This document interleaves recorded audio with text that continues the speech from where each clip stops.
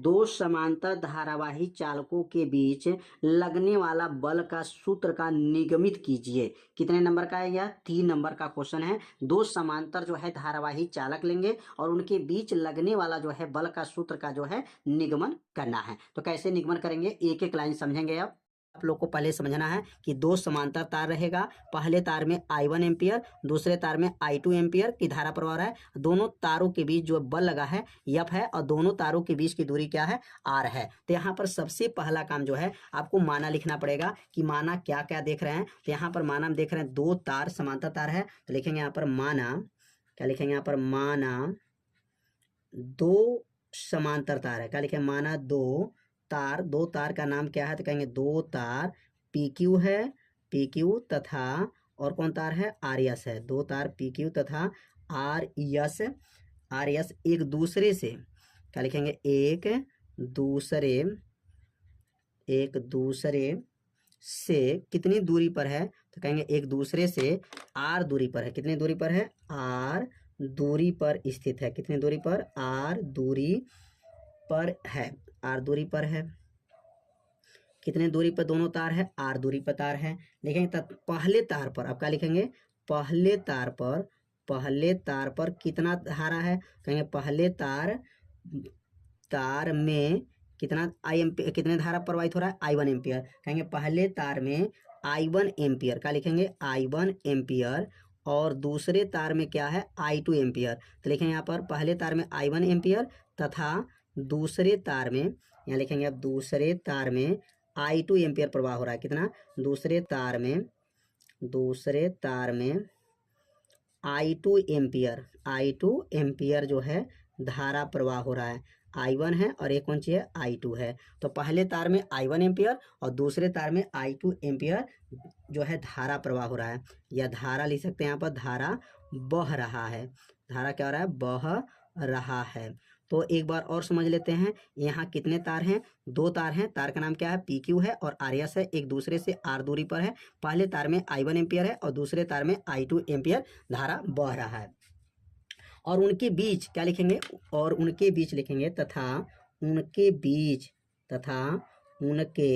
बीच कितना बल लगा है? तो कहेंगे उनके बीच F बल लगा। उनके बीच कितना बल है? कहेंगे उनके बीच लगने वाला बल। अब लगने वाला बल क्या है? तो कहेंगे बल F है। लगने वाला बल क्या है? F है। तो अब इतना जो है माना जो है इसमें आकृति को देख करके यहाँ माना लिखा गया। अब माना लिखने के बाद से लिखेंगे अब पहले जो तार है, जो पहले तार में कितने एम्पियर की धारा बह रहा है? तो लिखेंगे यहाँ पर पहले जो तार में, तो लिखेंगे यहाँ पर पहले, क्या लिखेंगे यहाँ पर? पहले चालक पर उत्पन्न। क्या लिखेंगे? पहले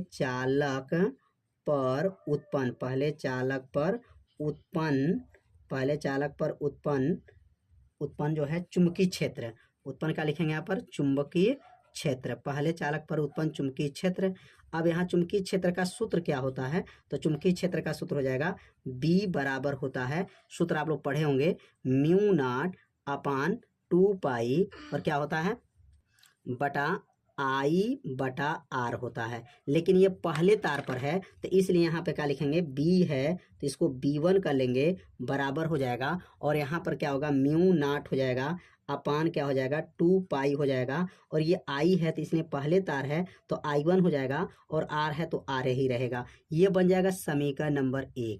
तो पहले तार पर उत्पन्न चुंबकीय क्षेत्र कैसे निकाले हैं एक बार रिवीजन करते हैं। पहले चालक पर उत्पन्न चुंबकीय क्षेत्र B बराबर μ0/2 I/R होता है। तो ये B1 हो गया, पहले तार हो गया, μ0/2 I1/R, ये बन गया समीकरण नंबर 1। तो पहले तार पे जो है उत्पन्न चुंबकीय क्षेत्र खत्म। अब बल यहाँ पे गणना करेंगे तो अब लिखेंगे दूसरे, क्या लिखेंगे यहाँ पर? दूसरे, क्या लिखाएगा? दूसरे तार पर, अब लिखेंगे यहाँ पर दूसरे चालक पर लगने वाला बल। तो लिखेंगे दूसरे चालक पर लगने वाला बल। लिखेंगे दूसरे चालक पर लगने वाला बल। तो लगने वाला बल, तो बल का सूत्र क्या होता है? तो चालक पे लगने वाला बल का सूत्र जो होता है F बराबर सूत्र होता है, F बराबर क्या हो जाएगा? F बराबर I/B/L sin थीटा होता है। ये तो सूत्र हो गया, यह बराबर आई बी एस साइन थीटा। अब इसमें मान को भरेंगे तो यह दूसरे चालक है, इसमें इसको F2 भी कर सकते हैं, ये F2 हो जाएगा। और ये दूसरे चालक है तो दूसरे चालक में I2 एम्पियर है। और ये पहले वाले चालक जो उत्पन्न चुंबकीय क्षेत्र था वह दूसरे में उपयोग कर लेंगे तो यह B1 ही रहेगा और यल ही रहेगा, क्योंकि तार की लंबाई यल है। और यहाँ का लिखेंगे साइन थीटा रहेगा। यहाँ थोड़ा सा ध्यान देंगे, इसको F2 कर सकते हैं और ये I2 क्यों, क्योंकि दूसरे चालक में बहने वाली धारा है। और ये B1 क्या है, पहले चालक में जो उत्पन्न चुंबकीय क्षेत्र है वह दूसरे में भी उत्पन्न चुंबकीय क्षेत्र उतना ही रहेगा, ये B1 रहेगा यल साइन थीटा। और ये बन जाएगा समीकरण नंबर क्या बनेगा, 2 बन जाएगा। अब ये B1 का मान जो निकला है ये B1 के जगह पर रख देंगे। तो B1 के जगह पर जब रखेंगे तो क्या लिखेंगे यहाँ पर, समीकरण 1 का मान जो निकला है, समीकरण 1 का मान जो निकला है, समीकरण 1 का मान B1 का जो मान निकला है वह समीकरण नंबर 2 में रखेंगे। समीकरण क्या करेंगे, 2 में रखने पर, अब समीकरण 2 में रख देंगे। समीकरण 2 में रखने पर अब किसके जगह पे रखेंगे, तो ये B1 के जगह, B1 को हटा देंगे और B1 वाला मान को यहाँ पर रख देंगे। तो क्या बन जाएगा, तो अगला लाइन जो बनेगा F बराबर हो जाएगा, F बराबर, अब F बराबर हो गया। अब यहाँ पर I2 है तो यहाँ I2 रहेगा, B1 का मान हट जाएगा। B1 का मान क्या होगा, म्यू नॉट अपान 2 पाई हो जाएगा, 2 पाई I1 बटा क्या है R, उसके बगल में क्या है यल, और उसके बगल में क्या है साइन थीटा हो जाएगा। तो क्या बना, यहाँ पे मान रखेंगे F बराबर I2, यह I2 उतर जाएगा, B1 का मान म्यू नॉट अपान 2 पाई I1 बटा R और यल साइन थीटा। अब इसको सीधा क्रम में लिख देंगे। सीधा क्रम में जब लिखाएगा तो क्या बनेगा, F बराबर होगा म्यू नॉट अपान 2 पाई, म्यू नॉट अपान क्या हो जाएगा 2 पाई हो जाएगा। और यहाँ लिखेंगे I1 क्या हो जाएगा, I1 I2 बटा R और बगल में यल, और ये क्या बनेगा साइन थीटा हो जाएगा। यही जो है सीधे जो है समांतर तार के बीच में लगने वाला बल का सूत्र आ गया। अगर यहाँ साइन थीटा के मान बात करते हैं तो थीटा यहाँ सीधा तार है तो 90 अंश का कोण पर है, इसलिए यहाँ साइन थीटा के जगह पर 90 अंश रख सकते हैं। थीटा के जगह हटाएंगे और साइन थीटा 90 अंश रखेंगे, और साइन 90 अंश का मान क्या होता है, 1 होता है। तो अगला लाइन जो है यहाँ पर थीटा का मान रख लेंगे। तो यह सूत्र का निगमन जो किया गया बहुत आसान विधि से किया गया है, बहुत सरल विधि से किया गया है। एक बार ध्यान देंगे, पहले तार में उत्पन्न चुंबकीय क्षेत्र निकालिएगा, और जब चुंबकीय क्षेत्र निकल जाएगा तो दूसरे चालक पे लगने वाला बल जब निकालेंगे तो यह I2 रहेगा और ये B1 रहेगा, क्योंकि चुंबकीय क्षेत्र जो B1 वाला है इसमें यूज करना रहता है। और यल लंबाई है, जो तार की लंबाई है उसको यल ही मानेंगे। और यहाँ दोनों तार बराबर है, याद रखिए L1 L2 नहीं लेंगे, केवल यल लंबाई का तार है तो इसलिए यहाँ पर यल रहेगा। और अब रखेंगे साइन थीटा, थीटा के जगह पर अब 90 अंश रखने जा रहे हैं। अब यहाँ थीटा बराबर जो है, थीटा बराबर जब 90 अंश रखेंगे तो क्या सूत्र बना था, F बराबर सूत्र था म्यू नॉट अपान 2 पाई, और क्या था यहाँ पर I1 था, I2 था, R था और यल साइन थीटा। तो थीटा के जगह पर 90 अंश हो गया।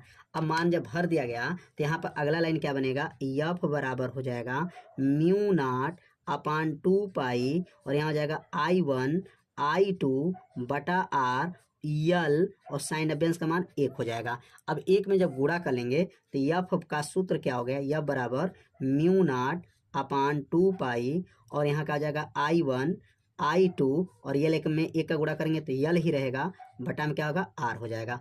तो यह मान जो है क्या क्या आ गया, समझ में आ गया होगा। यहाँ थीटा व 90 अंश क्यों रखे हैं, क्योंकि दो समांतर तार है और समांतर तार जो होते हैं एक दूसरे के क्या होंगे, लंबवत हो जाएंगे। तो इसमें थीटा व का लिखेंगे 90 अंश रखेंगे, और सीधा होने की वजह से, समांतर होने की वजह से 90 अंश का कोण बना है और साइन 90 अंश का मान 1 हुआ, और 1 में जब गुणा करे हैं तो मान आ गया यह बराबर म्यू नॉट अपान 2 पाई I1 I2 यल बटा R। अब इतना का मान आपको याद होगा, क्या मान होता है, F बराबर होता है 2 गुणे 10 के पावर -7 होता है, और ये क्या बनेगा I1 I2 यल बटा R हो जाएगा। यह जो मान जो आया, किसका मान आ गया, दो समांतर जो है धारावाही चालक पर लगने वाला यह बल का सूत्र का निगमन हो गया। तो उम्मीद करते हैं सूत्र आप लोगों को अच्छे से समझ में आ गया।